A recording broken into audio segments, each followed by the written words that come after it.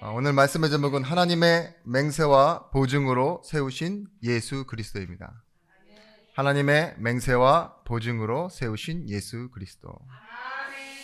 어, 우리는 내세울 뭔가가 있으면 어떤 자격을 얻는다고 생각해요. 사람들은 흔히들 그렇습니다. 내가 뭔가 배경이 있고 좀 좋은 학력이 있고 어떤 일을 좀 해봤고 좀 괜찮은 사람을 안다고 생각하면 내게 자격이 있다라고 생각해요. 그래서 나는 이 정도 해야 돼. 난 이 정도 받고 싶어. 난 이런 데서 살고 싶어. 하는 그런 자격이 있다라고 생각을 하죠. 근데 없으면 뭐라 그러죠? 세상 말로 흔히 잘하는 사람을 볼 때 자격지심을 가져요. 왜 난 저게 없지? 쟤는 왜 나보다 더 안 될 사람인데 왜 잘 되지? 막 이런 것들 있죠. 그런 것들이 좀 우리 삶을 힘들게 할 때가 있죠. 어, 근데 여러분 먼저 기억하셔야 되는 건 우리가 어떤 자격으로 살고 어떤 자격을 얻고 싶어 하는 그것 이전에 우리의 모든 선택은 하나님의 창조의 영역을 벗어나지 못합니다. 더 나아가 우리의 운명의 상태를 벗어나지 못한다고요. 우리의 시간 안에 살고 한 곳에서만 머무르고, 그죠? 내가 한 대로 내가 한 결과를 보는 것 같은. 근데 하나님 자녀에게는 다른 시간이 있고 다른 응답이 있어요. 내가 하지 않았는데 하나님이 하신 일을 보는 사람들이 누구입니까? 성도요, 하나님의 자녀입니다. 우리는 자격이 없습니다. 그런데 하나님이 우리와 함께 하실 때 뭐라고 말씀하고 있냐? 히브리서 4장 16절 말씀처럼 그러므로 우리는 긍휼하심을 받고 그리고 때를 따라 돕는 은혜를 얻기 위하여 은혜의 보좌 앞에 담대히 나아갈 것이니라. 이게 우리의 자격입니다. 히브리서 기자는 이 말씀에서 계속 얘기하고 있는 것이 있어요. 여러 가지 상황을 많이 대입하고 대조해서 보여주지만 하나님께 나아가라, 이 얘기를 계속하고 있는 거예요. 이탈하지 말고 나아가라, 이렇게 말하고 있어요. 사람들은 자신이 부정당하는 걸, 그리고 자신이 한 일이 저평가받는 것, 부정당하는 것을 잘 참지 못합니다. 예수 믿으면서도 뭔가가 효과 있기를 바라는 그런 모습으로 우리가 살아갈 때가 있어요. 사람들이 행동하는 이유를 많은 사람들이 충동이라고 말했을 때 C.S. 루이스라는 분이 이렇게 얘기했습니다. 내부의 핵심으로 들어가려고 하는 욕구가 인생의 방향을 전한다. 다른 말로는 내가 소외되거나 또 아무렇지도 않게 인정받지 못하는 자로 있는 것, 그런 것을 두려워한다는 거죠. 사람의 두려움은 그래요. 힘 있는 사람이 되고 괜찮은 자리, 좋은 자리로 가기를 원하고 인정받는 사람이 되고 싶어 한다 이거예요. 그런데 두려움은 뭐냐? 그런 데서 멀어지는 소외감, 그런 것들을 두려워하고 욕심을 내는 이유는 뭐예요? 그렇게 앞으로 나아가서 사람들에게 인정받고 싶다 하는 그런 것들이죠. 저도 그런 것 같아요. 지금까지 그렇게 살았지만 늘 두려운 것이 뭐냐? 비주류 인생. 사람들이 인정하지 않고 잘 몰라주는 인생 있죠. 어디 가서 직업이 뭐예요? 이렇게 물어보면 목사입니다 라고 말해봤던 적이 거의 반반이었던 것 같아요. 반반. 얼마 전에도 제가 운동하러 갔는데 한번 제가 변명을 했거든요. 트레이너가 아니라고. 그랬더니만 그 다음에 와서 궁금했나 봐요. 경찰이시죠? 이러더라고요. 아닙니다 이러고 그냥 왔거든요. 어, 그래요. 외모로는 제가 봤을 때 이렇게 목사 같지 않은 그런 외모입니다. 근데 저는 자격을 얻었습니다. 어떤 자격을 얻었습니까? 먼저는 하나님의 성도로 부름을 받고, 제게는 진짜 아무것도 자격이 없는데 소명, 하나님께서 부르셨으니까, 그래서 만들어 가시니까 되어질 수 있는 것이었죠. 여러분, 크리스찬은 핵심에 들어가려고 노력하고 어떻게 해서든 하나님의 힘을 빌려서라도 그렇게 되고자 많은 사람이 아니라 이미 하나님 안에 있는 자입니다. 가장 중요한 영적인 사실은 이 하나님 안에 있는 우리에게 하나님이 자신을 가지고 맹세하시고 그곳에 이르게 하겠다고 약속하였어요. 아브라함이 아무것도 모르는데 부르셔서 뭐라고 했죠? 너는 복이 될지라. 그리고 바로 이끌어 가시지 않고 뭐 하셨냐? 약속 어음을 주십니다. 눈에 잡히는 게 아무것도 없는 그에게 하늘의 별처럼 바다의 모래처럼 많게 하겠다고. 근데 아브라함은 어음만 갖고 떠났습니다. 그렇게 되는 걸 못 보고. 우리도 그래 보여요. 왜 하나님이 자신의 이름을 걸고 아들을 보증금으로 밀어 넣으십니다. 100% 이상의 보증을. 이게 이해가 되십니까? 우리는 이해할 수 없는 신비예요. 우리는 아무것도 하지 않는데 하나님 혼자 약속하시고 보증까지 세운다니까요. 그걸 뭐예요? 가장 소중한 것으로 보증 세우잖아요. 그럴 만한 가치 있는 것을 보증 세우지 않습니까? 근데 하나님이 예수님을 보증으로 세우시고 그 맹세를 이루겠다고 약속하신 것이 무엇이냐? 성경입니다. 그래서 여러분들이 받은 구원이 어떤 구원이냐? 절대 취소될 수 없는 구원이에요. 하나님이 아무 값없이 하신 일이 아니라 하나님이 자신의 이름으로 맹세하시고 자신의 아들을 보증 세우신 그 신비한 사랑이 바로 우리가 가지고 있는 오늘의 구원입니다. 여러분, 보증서 보신 일 있으십니까? 고개 끄덕이시는 분들은 되게 힘든 표정이신데 네. 보증 서달라고 부탁해 보신 적 있으세요? 없는 게 좋은 인생이라고 말하죠, 다들. 저는 한 번 있어요. 웃으시는데 제 19살 때 중국에 선교를 갈 때가 있었습니다. 근데 같이 다녀온 지사님도 계시네요. 벌써 몇 년이 흘렀는지 모르겠습니다. 탈북민 선교였는데 제가 처음 해외에 나가는 건데 그때는 그 나이가 걸리는 나이인 줄 몰랐어요. 병역법에. 그러니까 못 나가는 거죠. 근데 나가려면 진짜 믿을 만한 사람과 또한 그 자가로 돼 있는 사람의 집과 그 명의를 가진 사람이 부부가 이렇게 2분 정도 보증을 서주셔야지만 제가 나갔다가 이렇게 다시 들어올 수 있는, 되게 짧은 시간인데도 그거를 보증인을 세우라고 그래가지고 했는데 저희 집은 보증이 안 되더라고요. 근데 제 기억으로는 그 당시에 이춘옥 전도사님, 그 주철자 장로님이 서주셨던 걸로 기억하는데 제 기억입니다. 근데 보증을 서니까 나갔다 오게 해주더라고요. 뭘까요? 보증이라는 게. 여러분이 받은 구원은 여러분의 현실과 여러분의 믿음과 의지로 받은 게 아닙니다.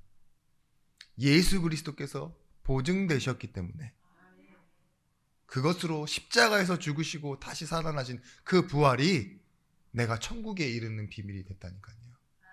내가 착하게 살아서 괜찮은 일을 해서 기도해서 천국 가고 응답받는 게 아닙니다. 오직 예수 그리스도로만. 그래서 우리가 로마서 8장 32절에서 봅니다. 자기 아들을 아끼지 아니하시고 모든 사람을 위하여 내주신 이가 어찌 그 아들과 함께 모든 것을 우리에게 주시지 아니하겠느냐. 하나님의 마음으로 이 말 구절을 보면 이런 거예요. 야, 내가 내 아들도 보증인으로 세웠다. 사지로 몰아세워서 너를 위해 모든 것을 줬잖냐. 근데 네가 달라 그러는 그 작은 응답, 그거 안 줄 것 같냐. 구하지 않아도 준다 이거예요. 아들을 내어줬는데 내가 너한테 도대체 못 줄 게 뭐냐. 이게 하나님 마음 아닐까요? 구원의 예정과 그 십자가는 부족하지 않은 100% 하나님의 보증금입니다. 그리고 그 보증은 뭐냐? 끝까지 완성해 내겠다고 하시는 하나님의 그 포기하지 않는 의지를 말합니다. 하나님도요, 일을 이루시고자 할 때는요, 뭐가 있냐? 의지가 있어요. 의지. 그 의지가 어떤 의지냐? 십자가에서 내 아들을 주더라도 이 일은 내가 포기하지 않는다, 끝까지 간다 하는 그 하나님의 의지를 말합니다. 첫 번째 우리가 기억해야 될 것은 뭐냐? 구원은 하나님께 가까이 가는 겁니다. 근데 어떻게 가까이 가느냐? 하나님께 관계로 가까이 가는 것입니다. 가까이라는 말을 우리가 들을 때 어떤 생각이 드십니까? 친하다라는 생각이 드실 거예요. 친하지 않으면 가까이 두지 않아요. 그죠? 어떤 분은 물건이라도 좋은 게 아니면 잘 가까이 안 되잖아요. 그죠? 뭐 물건이 좋은 물건이면 뭐예요? 꼭 내 거 만들고 싶죠. 그런 것처럼 가까이 있다라는 건 나와 상관 있다는 것을 말합니다. 하나님은 저기 계시고 나는 여기 있다. 이런 건요, 종교 생활이에요. 하나님 자리에 계세요. 나는 내 자리에 있으랍니다. 그게 아니에요. 함께하는 것을 보고 신앙생활이라고 합니다. 창세기 3장 24절 말씀에 이같이 하나님이 그 사람을 쫓아내시고 에덴 동산 동쪽에 그룹들과 두루 도는 불칼을 두어 생명나무의 길을 지키게 하시니라. 창세기 3장 문제에 하나님을 떠난 인간이 어떻게 됐냐? 하나님이 에덴 동쪽에 그룹들과 두루 그 불칼을 두시고 다가오지 못하도록 하셨다고. 죄란 뭐라고 했어요? 하나님과 떨어져 있는 상태, 떠나 있는 상태라고 했어요. 그런데 죄인이 하나님을 만나면 죽는다고 그렇게 말해놨는데 하나님이 지금 구원을 뭘로 받는다고 말하냐?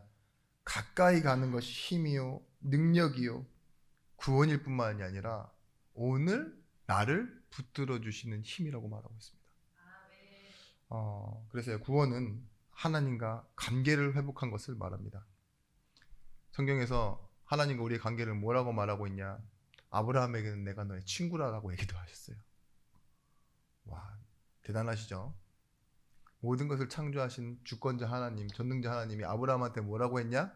아무것도 모르는 아브라함에게 내가 너의 친구다. 그리고 넌 나의 백성이 될 것이다. 이스라엘 백성들에게 끊임없이 약속하시고 넌 나의 자녀다. 교회다. 성도다. 그리고 신부가 되었다. 이렇게 말씀하셨어요. 구원은 뭡니까? 관계로 하나님과 맺어져 있는 것입니다. 이를 보고 뭐라 하냐? 의라고 합니다. 베드로전서 2장 10절 말씀에 너희가 전에는 백성이 아니더니 이제는 하나님의 백성이요 전에는 긍휼을 얻지 못하더니 이제는 긍휼을 얻은 자이니라. 하나님은요 먼저 구원을 통해서 관계를 회복시키시고 그 관계를 통해서 응답하시는 거예요. 너가 왜 응답받아야 돼? 자격으로 받는데 그게 관계야. 내가 너한테 응답을 줄게. 근데 아무 이유 상관도 없는 사람에게 주는 게 아니야. 내 자녀가 됐기 때문에 내 자녀에게 행할 그 책임과 의무를 내가 다 할게. 그게 하나님의 방법이시라니까요. 아브라함과 이 여호와 하나님, 구약의 하나님께서 약속을 맺을 때도요 관계의 약속을 맺으십니다. 그런데 신기한 부분이 있어요. 이 횃불 언약에서 보면 아브라함이 뭐 손에 잡히는 거 눈에 보이는 구체적인 게 없으니까 하나님 우리 나에게 계약을 맺어주세요. 그래 맺자. 뭐 소, 양, 동물들 다 반으로 쪼개놔라. 그리고 고대 근동지방에서는 어떻게 해요? 이 맹세를 지키겠다는 약속으로 그 반으로 다 쪼개놓고 피 흘리고 죽어있는 동물 가운데로 둘이서 걸어가는 거예요. 손을 잡고. 약속을 어기면 어떻게 된다? 이렇게 반으로 쪼갠다. 원어에서도 그래서 언약이 뭐라고 돼 있냐? 베리트라고 돼 있어요. 쪼갠다. 그죠?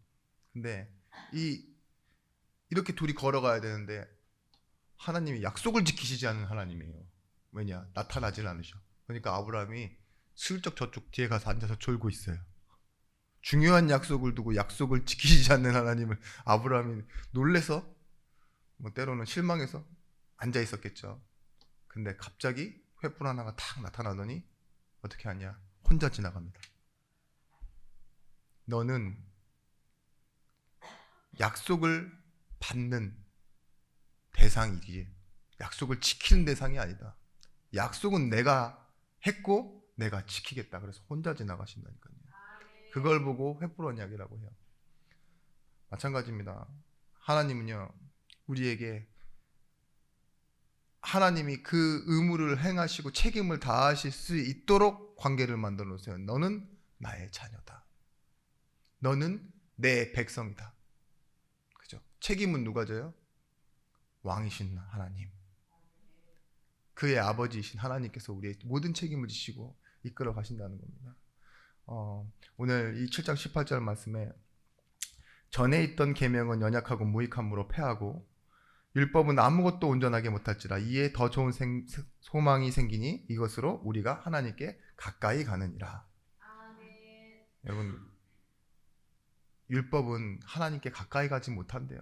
근데 우리에게 있는 소망은 뭐래요? 하나님께 가까이 갈 수 있다라고 말해요. 율법은 뭐냐? 지난주에도 계속 말씀드렸죠. 선을 만드는 거예요. 그걸 넘어가지 않는 거예요. 그래서 범죄하지 않는 거고 지키는 겁니다. 당연한 것을 지키는 거예요. 그렇지만 뭐예요? 이 선을 넘어가지 않는다고 잘하는 건 아니에요. 잘하는 게 될 수는 없는 거라고요. 안 해야 될 일, 못할 일을 하지 않게끔만 하는 거지. 근데 말씀과 믿음은 뭐라고 하느냐? 할 수 없는 일을 할 수 있도록 하는 거예요. 하지 못할 일을 더 잘하도록 할 수 있는 게 뭐냐? 믿음입니다. 그래서 예수를 힘입어 나아가는 자를 구원하셨다고 히브리서 7장 25절에 말합니다. 그러므로 자기를 힘입어 하나님께 나아가는 자들을 온전히 구원하실 수 있으니 여기서 자기를 힘입어는 우리 자기가 아니라 뭐예요? 예수님을 말하는 거예요. 예수를 힘입어 하나님께 나아가는 자를 능히 온전히 구원하실 수 있으니 이는 그가 항상 살아계셔서 그들을 위하여 간구하심이라. 누가 우리를 위하여 기도합니까? 이 말씀에서는 이렇게 얘기하고 있습니다. 항상 살아계셔서. 끝이 없으신 하나님의 사랑이죠. 근데 그분이 뭐 하신다고요? 간구하신대요. 항상 기도로 간구. 제가 이런 질문이 딱 들어요. 이런 종교 보신 적 있으십니까? 참 종교를 잘 선택했다. 그죠? 라고 말하고 싶은데 아멘 하실까봐 제가 빨리 말을 끊었거든요. 우린 종교를 선택한 게 아닙니다. 복음을 받은 거지. 그죠? 예수가 나를 위해 기도하시고 예수가 나와 함께 지금 내 인생에 같이 서 계신 이 응답의 순간, 행복한 순간을 여러분들은 예배함으로 함께하고 있습니다. 여러분, 예수께 나아가 예수를 힘입어 나아가는 그것을요 돕는 역할이 뭐냐? 사실은 구약에서는 대제사장의 역할이었어요. 지성소로 나아갈 수 있도록. 그죠? 근데 예수가 지금 그 역할을 하고 계신다는 거예요. 여러분, 그 결혼식의 성립을 어느 순간에서 결정이 됐느냐? 결혼식의 성립.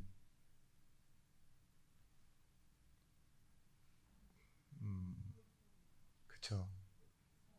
네. 갑자기 저도 머리가 하얘지는데. 결혼식 하면 요즘은 뭐 미니멀이라 그래가지고 부모님이 안 계신 결혼식도 해요. 그죠? 주례가 있어야지 결혼식입니까? 요즘 주례 없잖아요. 막 혼주 아버지가 나와서 혼자 막 하고 뭐 이런 경우도 있다면서요. 교회 문화에도 그런 게 들어왔어요 요즘에. 뭐 또 축가가 없다고 결혼식이 진행 안 되어지진 않습니다. 뷔페가 없어도 결혼식은 진행됩니다. 근데 꼭 필요한 순간이 있어요. 그게 뭐냐? 맹세예요. 신랑과 신부가 맹세해야 돼요. 성혼서약이라고 그러나요? 네. 서로 하시겠습니까? 미국식 결혼 보시면은 부부가 어디 성당 가갖고 증인들도 없는데 둘이서 모여갖고 서로 맹세하고 결혼했다고 그러고 말하잖아요. 그런 것처럼 맹세예요, 맹세. 중요한 직책일수록 맹세를 하고 시작합니다. 미국 대통령은 성경책 위에 손을 얹고 이 일을 맡았을 때 내가 뭐 하겠다고 다 맹세하고, 증인으로 출석했을 때도 맹세합니다 하고 이렇게 하죠. 교회에서도 목사, 안수집사, 장로가 되어서도 맹세합니다. 근데 그 맹세하는 이유가 뭐냐? 먼저 자신이 능력 있고 효과 있게 그 일을, 역할을 감당하기 위해서. 그래서 스스로의 이름을 걸고 맹세를 하는 거잖아요. 그런 것처럼 하나님이요, 맹세하신 거예요. 내가 이 구원을 그냥 이루겠다, 말면 말고가 아니라 반드시 이루겠다라고 맹세하실 때 하나님 자신이 맹세하시고, 이 맹세가 거짓이 아니라는 증거로 예수를 보증으로 내셨다는 겁니다. 이게 오늘 말씀이에요. 두 번째, 그래서요, 하나님의 맹세로 역할과 책임을 그것 또한 약속하였습니다. 하나님의 맹세로 역할과 책임을 약속하였다는 거. 그래서 히브리서 7장 20절 말씀에 또 예수께서 제사장이 되신 것은 맹세 없이 된 것이 아니니. 제가 읽을 때 여러분들도 눈으로 성경을 보셔서 읽으시면 좋습니다. 그들은 맹세 없이 제사장이 되었을 때 오직 예수는 자기에게 말씀하신 이로 말미암아 맹세로 되신 것이라. 주께서 맹세하시고 뉘우치지 아니하시리니 내가 영원한 제사장이라 하셨도다. 이와 같이 예수는 더 좋은 언약의 보증이 되셨느니라. 이전까지의 대제사장들은 제사장을 포함해서 뭐예요? 생득적으로 얻어지는 거예요. 그러니까 맹세 없이 대장됐어요. 레이지파로 태어나고 아론의 후손으로 오기만 하면 뭐가 됐어요? 그냥 대제사장이 되는 거예요. 그러니까 대제사장 하다가 제사장 하다가 죽을 때 되면 가고, 뭐예요? 가면 또 뭐예요? 바뀌어요. 정년이 있어요. 딱 50살까지만 하는 거. 30살에 인턴 교육하다가 35세에 제사장이 되고 그 다음에 15년 하다가 딱 50세 되면 그만두도록 그렇게 돼 있거든요. 근데 뭐예요? 그렇게 그만두고도 그냥 살아가다가 보면도 뭐예요? 죽어요. 그런데 예수님은 뭐라고 말하냐? 맹세로 대제사장이 되셨다고. 여러분, 사람들은요, 맹세할 때 맹세를 해야 되는 걸 이유가 뭐냐? 더 나은 가치와 더 큰 존재에게 맹세를 하게 돼 있는데 지키겠다고. 예수님은 전혀 다른 멜기세덱의 반차를 따라오셔서 대제사장이 될 때는 뭐라고 했냐? 맹세하고 대제사장이 되셨다고요. 꼭 이 일을 이루겠다고. 무엇 때문에? 구원의 역할을 이루겠다고. 이 부분을 좀 뒤에 가서 더 말씀드릴 건데요. 그 말은 뭐냐? 보증이 되셨다고요. 보증. 영어로는 guarantee. 얼마든지 문제가 있으면 바꿔준다 이 말입니다. 보증서가 있어야 돼요. 영수증이 있어야 되고. 혹시 물건이 하나 있으면 뭐예요? 보증서랑 영수증이 있으면 보증서를 가지고는 AS 받을 수 있고 영수증을 가지고는 환불도 받을 수 있고 그런 것처럼 있잖아요. 예수가 그런 분이시라니까요. 보증서를 가진 여러분들은 뭡니까? 인생이 정품 인생이에요. 짜가리 짭통 인생이 아니라고요. 종교인 인생이 아니라 성령이 내 안에 보증되신다 그랬잖아요. 그래서 우리가 자녀인 것을 증언하신다고. 오히려 이토록 큰 축복이 어디 있습니까? 여러분, 보증 잘못 사면 어떻게 살아야 되냐? 이민 가서 살아야 됩니다. 도망가야 돼요. 예? 왜냐하면 내가 짓지 않은 것이라도 잘못을 안 했더라도 보증을 서는 순간 이 사람의 책임을 내가 다 떠안겠습니다 라고 하는 게 보증이에요. 그죠? 와, 이해를 못 하시나요? 예. 한번 보증 좀 한번 서보실래요? 저를 위해 한번 서보시겠습니까? 저 필요한 게 많거든요. 근데 모든 실수와 각오, 근데 믿을 만한 사람이니까 보증 서주시는 거 아니에요? 대부분 친하거나. 근데 우리 같은 실패한 사람, 연약한 사람, 망할 사람에게 하나님이, 죄인에게 뭐예요? 이미 실패가 빤히 보이는데 보증 서주셨다고요. 그 말은 뭐냐? 이 실수한 과오, 그 이전에 있던 건 내가 다 끌어안겠다, 떠맡겠다, 책임지겠다 하시는 하나님의 방법이라니까요. 실패의 현장에서 실패한 우리를 하나님이요 발로 차버려야 정상인데 끌어안으셨다고요. 맹세로 대제사장의 역할을 하시고 자기가 끌어안으시고 하나님 앞에 내가 얘네들 데려갑니다. 그래서 대제사장으로 맹세하시고 섰다니까요. 이끌어 가시겠다. 그 역할이 뭐냐? 예수님의 대제사장 역할이었어요. 우리가 알아야 될 세 번째는 무엇이냐? 끝까지 이끌어 가시는 능력을 가지고 계신다는 거예요. 그것이 뭐냐? 거룩입니다. 끝까지 이끌어 가시는 능력, 거룩. 거룩은 다른 말로 갈리지 않는 영원함, 나누어지지 않는 영원함. 이걸 어떻게 설명드리느냐? 예루살렘 성전에 그 당시에도 예수님 시대에도 제사장이 몇 명이나 있었다고 하냐? 1000명 정도 있었다고 해요. 인간 제사장은 죽고 병들고 또 나이 들어서 교체가 되는데 그래서 수요가 많아요. 근데 예수님은 뭐라고 말하냐? 오늘 말씀에 영원히 계심으로 바뀌어지지 않는다 이거예요. 한 분이면 충분하다. 어제나 오늘이나 동일하시다 그랬어요. 처음과 끝, 시작과 나중 되신다고 했어요. 알파와 오메가 되시는 하나님. 그래서 유대인에게 이 히브리서 기자가 하는 말들이 뭐냐? 돌아가지 마라. 계속 교체하고 바꿔야 되는 그런 분으로 오신 게 아니다. 한 번이면 끝이다. 영원히 단번에, 영단번이라고 하죠. 그래서 우리는 번제하고 두 번 나아가고 그 다음 연도에 또 나아가고 바뀌는 제사장을 보고 하는 전제가 아니라 한 번이지만 영원한 문제를 해결하신 예수 그리스도, 이것으로 끝이 났다, 이렇게 설명하고 있는 것입니다. 여러분, 히브리서 7장 16절 말씀처럼 그는 육신에 속한 한 계명의 법을 따르지 아니하고 오직 불멸의 생명의 능력을 따라 되었으니. 자, 여기서 뭐라고 하냐? 계명의 법을 말합니다. 계명의 법은 뭐냐? 레위지파를 세워라, 제사장을 만들어라, 그리고 그것을 가지고 지성소에 들어가서 예배하게 해라. 이것이 계명의 법이에요. 근데 오늘 이 7장 16절 말씀, 그는 육신에 속한 법을 따르지 아니하고 오직 불멸 생명의 능력을 따라 되었으니. 영원한 것이 뭐예요? 결국은 능력이래요.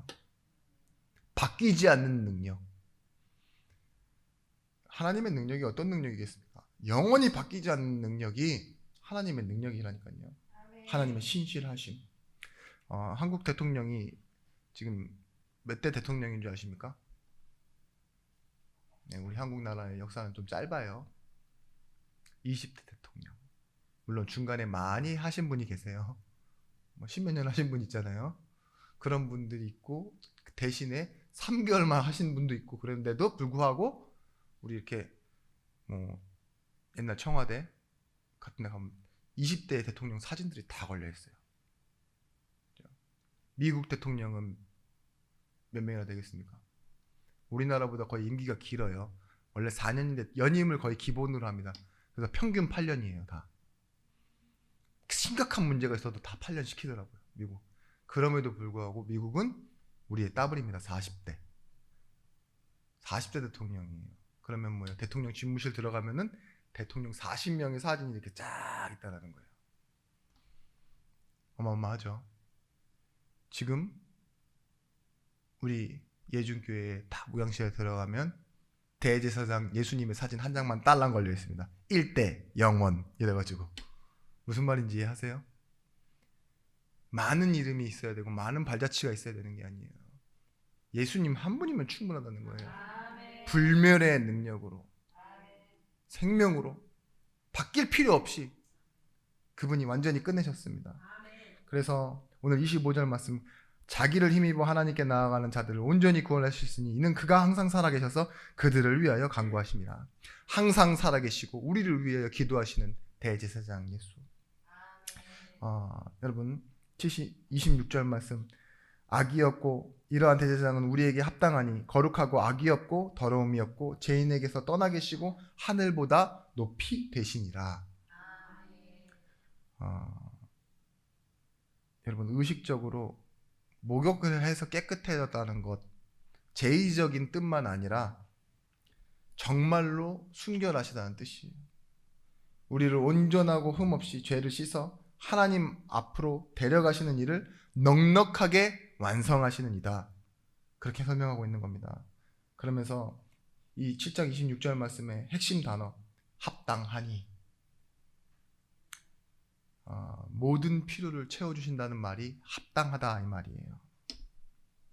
정확한 개념으로 모든 필요를 충족시키다. 그게 합당하니입니다. 왜 무엇이 근거가 되느냐? 무죄성입니다. 분명히 말하고 있죠. 예수님은 어떤 분으로 오셔야 돼요? 죄가 없으신 분으로 오셔야 돼요. 죄를 전혀 알지 못하는 분으로 오셔야 돼요. 그래야 뭐 할 수 있느냐? 우리의 죄를 대신 질 수 있으시기 때문입니다. 그것이 뭐냐? 가장 첫 번째 복음, 원시복음이라고 하는 창세기 3장 15절. 창세기 3장이 분명히 사람이 죄를 지었는데 15절 말씀에 바로 뭐라고 말씀하시냐? 내가 여자의 후손을 너에게 보내겠다. 사람이지만 또 다른 사람, 그렇지만 아담의 후손이 아닌 여자의 후손으로 내가 한 사람을 보내겠다. 그분이 누구세요? 예수 그리스도. 여러분, 그래서 이 거룩한 개념이 뭐냐? 단순히 죄가 없다, 깨끗하다, 뭐 떠나 있다 라는 개념이 아니에요. 거룩의 개념은 정확하게 말하면 같은 개념입니다. 사랑입니다. 거룩이란 말과 사랑이라는 말은 같은 말이에요. 노래 중에 이런 노래도 있죠. 사랑밖에 난 몰라요. 그 말은 뭘까요? 진짜 미움이라는 걸 모르는 사람의 노래일까요? 진짜 오직 사랑만 안다 막 이런 말 있죠. 거룩이라는 말이 그런 거예요. 하나님은요, 우리가 죄를 쓴 거, 죄를 쓴 거란다. 죄를 지은 것, 그 외에 많은 연약한 것, 미치지 못하는 것, 흠 있는 것, 그런 거 신경 쓰지 않으세요. 왜냐? 하나님은 오직 사랑이에요. 그러니까 죄인을 구원할 수 있는 겁니다. 하나도 행한 일, 기쁘게 한 일이 없어도 하나님은 사랑밖에 없으신 분이라서 뭐예요? 우리 같은 죄인, 전혀 자격 없는 사람을요, 자신의 모든 것을 걸어서 구원하실 수 있는 분이에요. 그게 거룩의 개념입니다. 그래서 하나님은 어떤 분이시냐? 여러분들이 듣기 싫어하는 말 있어요. 사랑하는 사람들에게 절대 듣기 싫은 말. 너 질린다.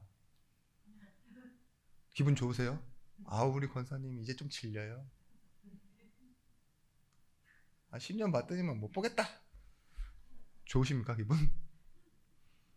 내 구주 예수를 더욱 사랑, 우리 권사님은 이제 그만 사랑? 이러면 좋으세요?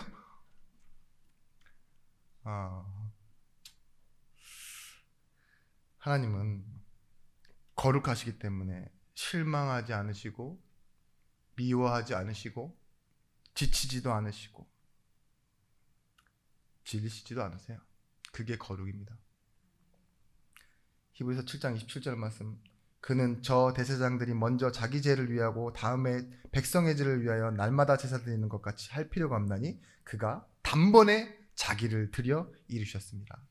대제사장은 먼저 자신의 죄를 위해 제사를 한번 드리고 백성들을 위해서 또 제사 드리고 그러다가 나이가 되면은 은퇴해야 되는데, 그렇게 끝나는 것이 아니라 예수님은 뭐 하셨다고요? 자신을 드려서 단번에 그 일을 이루셨다, 이렇게 얘기하고 있어요. 베드로전서에서 베드로도 이렇게 말합니다. 그리스도께서 단번에 죄를 위하여 죽으사 의인으로서 불의한 자를 대신하셨으니 이는 우리를 하나님 앞으로 인도하려 하시니라. 육체로는 죽임을 당하시고 영으로는 살리심을 받았으니 한 번으로 완전하게 끝냈다. 다른 말로 횟수를 반복할 필요 없이 한 번이면 충분하다 이 말입니다. 그래서요, 거듭 반복할 필요가 없어요. 자기 죄를 위해 제사하고 백성들을 위해 또 제사해야 되는 그런 반복이 필요 없이요, 예수님께서 지성소 안으로 자신이 제물 드셨지만 들어가 버리셨습니다. 그리고 뭐 했다고요? 휘장을 찢어 버리셨어요. 그 말이 무슨 말이냐? 휘장이 여러분 가로로는 절대 찢어질 수 없는 구조인 거 아십니까? 카펫이라는 건데 그게 두께가요 3m가 넘어요. 이렇게 되어 있는데 그 휘장이, 지성소의 휘장이, 이 조직과 짜임새를 보면 절대 찢어질 수 없는 그 휘장이 위아래 가운데서 이렇게 찢어진 게 아니라 위에서 아래로 이렇게 반으로 갈라진다는 건 있을 수 없는 일이라고 합니다. 근데 뭐래요? 찢어졌다. 이 말은 다 따라 들어와라 이 소리예요. 지성소의 휘장이 갈라져 버렸어요. 예수님이 들어가고 난 후에, 십자가 사건 이후에. 대제사장들도 발목에 방울 들고 들어가서 제사가 실패하면 죽어서 나오니까 소리가 안 나면 끌어냈는데, 그 줄을 매달아서 아무나 들어갈 수 없는데, 예수님이 들어가신 후엔 그 휘장이 위에서 아래로 찢어졌다니까요. 우리는 무슨 찬양을 불러야 되겠냐? 만세반석 열리니 내가 들어갑니다. 이 고백하면서 따라 들어가는 거예요. 그게 지난주 말씀이에요. 예수님이 선두주자 되셔서 먼저 들어가시고 다시 나오시지 않는 대제사장이에요. 그렇기 때문에 뭐라고 해요? 우리를 보고 따라 들어오라고 하였어요. 그것이 뭐냐? 하나님 나라. 제가 이 만세반석 열리니 장례식장에서만 부르는 찬양인데, 3절 찬양에 어떤 찬양이 있죠? 빈손 들고 앞에가 십자가를 붙드네. 의가 없는 자라도 도와주심 바라고 생명샘에 나가니 나를 씻어 주소서. 우리가 의가 없어도요, 뭘 붙잡고 나아가요? 빈손 들고 나아가서 십자가를 붙드는데 의가 없는데도 도와주심 바라고 생명샘에 나가니 우린 다시 회복되어지는 그 응답 속에 있습니다. 여러분, 결론적으로 마태복음 28장 20절 말씀에 우리의 보증입니다. 지금 현재의 보증입니다. 내가 너희와 항상 함께 있으리라. 반드시입니다. 반드시. 우리가 어떤 상황에 있어도요, 뭘 가지고 서 있냐? 하나님의 보증, 성령과 함께하고 있는 겁니다. 그래서 여러분, 우리의 상황과 내가 한 일과 자격을 바라보고 사는 것이 아니라 우리는 무엇을 믿고 살아가느냐? 하나님의 말씀이 나와 함께하고 계신다는 거. 그 말씀을 이루시기 위해 나에 대한 계획을 가지고 계시다는 걸 믿고 살아가는 겁니다. 이 부분 말씀 때도 잠깐 드릴 거지만 에베소 4장 30절 말씀에 하나님의 성령을 근심하게 하지 말라. 그 안에서 너희가 구원의 날까지 인치심을 받았느니라. 이 말은 뭘까요? 인치심, 도장이 있다고요. 정품 도장이 있어요. 그죠? 합격, 그 도장을 우리는 가지고 살아간다니까요. 우리가 가는 일에, 우리가 해야 하는 일에 성령을 근심하게 하지 말라는 말은 뭐냐? 내가 하고 싶은 것이 아니라 하나님이 무엇을 원하신지 그걸 따라 살아라, 이 소리예요.